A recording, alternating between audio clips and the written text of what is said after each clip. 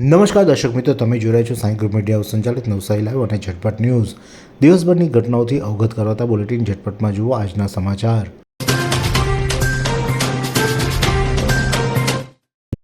પ્રાથમિક શાળા કૃષિ કેમ્પસ નવસારી ખાતે યોજાયો માતૃભાષા સંવર્ધન કાર્યશાળાનો સમાપન સમારોહ વિશ્વ માતૃભાષા દિવસે ઉજવાયો હતો, જેમાં માતૃભાષા દિવસની ઉજવણી કરવા માટે ગુજરાતના કેમ પાછળ રહી જાય ગુજરાતીઓ તેમ આખા ગુજરાતમાં માતૃભાષાની ઉજવણી થઈ ત્યારે સાહિત્ય અકાદમી 365 કાર્યક્રમોની ઉજવણી કરી રહી છે. ત્યારે આ કાર્યક્રમની ઉજવણી નવસારી કૃષિ યુનિવર્સિટી કેમ્પસ ખાતે પણ કરવામાં આવી હતી અને જેમાં વિદ્યાર્થીઓ, શિક્ષકો સહિત લોકોએ ભાગ લીધો હતો.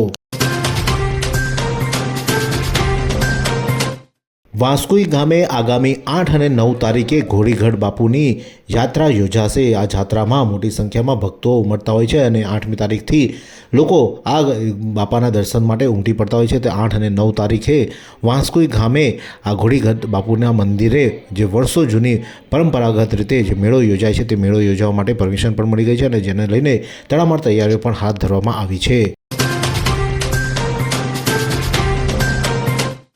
નવસારી ગેરખડી સ્થિત વિદ્યાધામ વિદ્યાલય ખાતે ઓમ સાઈ સેવા ટ્રસ્ટ દ્વારા ઇનામ વિતરણ કાર્યક્રમ યોજાયો. વિદ્યાર્થીઓના વર્ષ દરમિયાનની ઉપલબ્ધિઓ અને પ્રગતિઓને ઇનામો દ્વારા સાર્થક કરવાનું ઉમદા કામ સ્કૂલો દ્વારા કે કોઈ સંસ્થા દ્વારા કરવામાં આવતું હોય છે. ત્યારે વિદ્યાર્થીઓમાં જોશ જળવાઈ રહે અને આવો જો જોશ જળવાય તે ઉમદા હેતુથી ઓમ સાઈ ટ્રસ્ટ દ્વારા તારીખ 20મી ફેબ્રુઆરીએ ગુરુવારે ગેરખડી વિદ્યાધામ વિદ્યાલય ખાતે શાળા વિદ્યાર્થીઓને પુરસ્કૃત કરવાના અને ઇનામ વિતરણ કરવામાં આવ્યો હતો.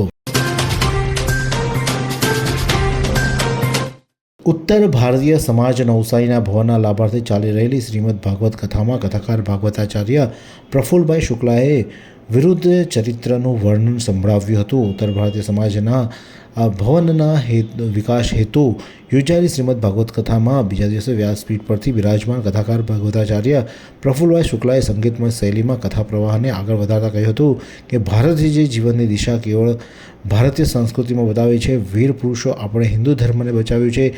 ભગવત ભારતીય છે અને ભારત ભાગવત છે. ભાગવતના પરશુરામ એક હાથમાં શસ્ત્ર અને બીજા હાથમાં શાસ્ત્ર.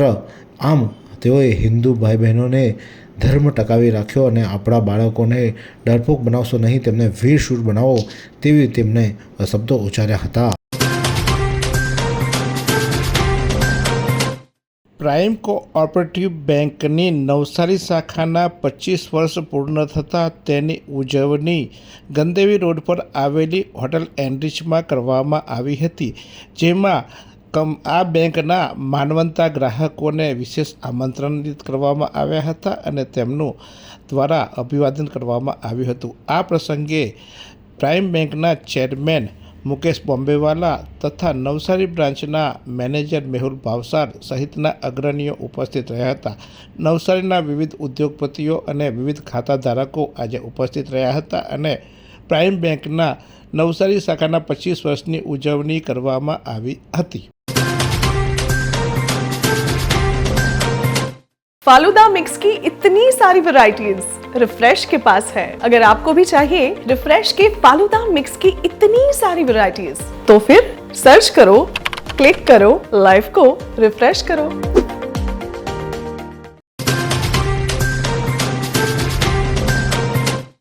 બિલ્લીમોરાની PM શ્રી કન્યા શાળામાં વિશ્વ માતૃભાષા દિવસ ઉજવાયો. 21મી ફેબ્રુઆરી વિશ્વ માતૃભાષા દિવસ નિમિત્તે બિલ્લીમોરા PSC કન્યા વિદ્યા માતૃભાષા દિવસની ઉજવણી વિશેષ રીતે કરવામાં આવી હતી. સૌપ્રથમ સભામાં શાળાના ભાષા વિષયક પ્રજ્ઞેશ પટેલે માતૃભાષાનું મહત્વ વિશે બાળકોને માહિતી આપી હતી. ત્યારબાદ બાળકોને ગુજરાતી ભાષાના લોકગીત અને હાલરડાઓ રજૂ કર્યા હતા અને ત્યારબાદ ભાષા ક્વિઝનું આયોજન પણ કરવામાં આવ્યું હતું. નવસારી LCB પોલીસે બાઇક ચોરી કરતા એક યુવકને ઝડપી પાડ્યો. બોરિયા ટોલનાકા પાસે ચોરીની બાઇક પર જતો હતો આરોપી, તેને પોલીસે ઝડપી પાડ્યો હતો. આરોપીઓએ ગણદેવી અને જલાલપુર તાલુકામાં એક એમ કુલ 2 બાઇક ચોરીના ગુનાનો ભેદ ઉકેલવામાં સફળતા મળી છે. પોલીસે બાઇક રિકવર કરી અને આરોપી અનિરુદ્ધ ગોડ સામે કાયદેસરની કાર્યવાહી હાથ ધરવામાં આવી છે. નવસારી રેલવે સ્ટેશન પર દલાલોની દાદાગીરી આવી સામે. દલાલો દ્વારા ટિકિટ લેવા માટે આવેલા સામાન્ય માણસને માર મારવામાં આવ્યો અને તેનો વિડીયો સોશિયલ મીડિયામાં વાયરલ થયો.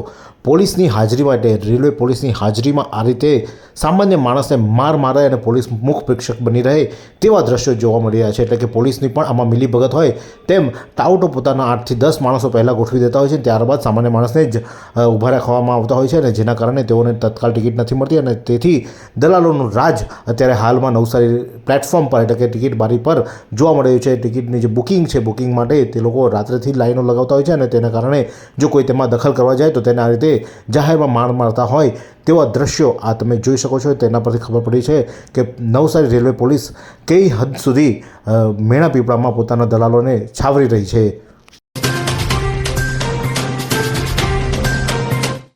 દહેગામમાં વિશ્વ માતૃભાષા દિવસ નિમિત્તે ત્રિદિવસીય ઉજવણી થઈ. ભીમભાઈ ભગવાનજીભાઈ દેસાઈ હાઈસ્કૂલ દહેગામમાં 22મી ફેબ્રુઆરીથી વિશ્વ માતૃભાષા દિનની ઉજવણી નિમિત્તે પ્રથમ દિવસે વિદ્યાર્થીઓ પુસ્તકાલયમાં શબ્દકોશનો ઉપયોગ કરી સારી જોડણી શોધવાની રીતે શીખવામાં આવી હતી. બીજી દિવસે પુસ્તક પ્રદર્શનનું આયોજન કરવામાં આવ્યું હતું, જેમાં પુસ્તકોનો આસ્વાદ માણ્યો હતો. ત્રીજે દિવસે માતૃભાષા દિવસે શિક્ષિકા રીટા દાદરવાલા તરફથી આચાર્ય રાકેશભાઈની અધ્યક્ષતામાં વ્યાકરણ અને શિક્ષણ આપી જોડણી વિષય નિયમો સરળતાથી યાદ રાખવાની કૂચી આપવામાં આવી હતી. વિનય મંદિર દાંડીમાં વિશ્વ માતૃભાષા દિવસની ઉજવણી કરવામાં આવી. વિશ્વ માતૃભાષા દિવસ નિમિત્તે વિનય મંદિર દાંડીના આચાર્ય યોગેશ ઘોરાણીના માર્ગદર્શન હેઠળ ચતુર્વેદ પ્રવૃત્તિઓ કરવામાં આવી હતી. બાળકોને માતૃભાષા પ્રત્યે જાગૃત કરવા માટે ભાષા સંવર્ધન માટે શ્રેષ્ઠ વાંચન સ્પર્ધા, શબ્દ અંતાક્ષરી સ્પર્ધા, જોડણી લેખન સ્પર્ધાનું આયોજન કરવામાં આવ્યું હતું. આ સ્પર્ધામાં શાળાના વિદ્યાર્થીઓ ઉત્સાહભેર ભાગ લીધો હતો. આ સ્પર્ધાના માધ્યમથી વિદ્યાર્થીઓમાં ભાષા શિક્ષણના વિવિધ અંગો જેવા કે જોડણી, વાંચન વગેરે અવગત કરવામાં આવ્યા હતા. ગાયના મૃતદેહને ટ્રેક્ટરમાં લઈ જવાતા વિવાદ સર્જાયો. પુણેશ્વર વિસ્તારમાં મૃત્યુ પામેલી ગાયને કચરાના વાહનમાં કચરા સાથે લઈ જવાતા હિન્દુઓની આસ્થાના કેન્દ્ર અને 33 કોટી દેવદેવતાના વાસ છે એવા ગાય માતાના મૃતદેહને કચરામાં લઈ જવાતા પુણેશ્વર ગૌશાળાની તથા બેદરકારી સામે આવી છે. ગાયનું મૃત્યુ થતાં કચરાના ટ્રેક્ટરમાં મૃતદેહ મોકલ્યો હતો. કચરા ભરેલા ટ્રેક્ટરમાં ગાયના મૃતદેહને લઈ જવાતા ગૌપ્રેમીઓમાં દુઃખની લાગણી પ્રવર્તી છે.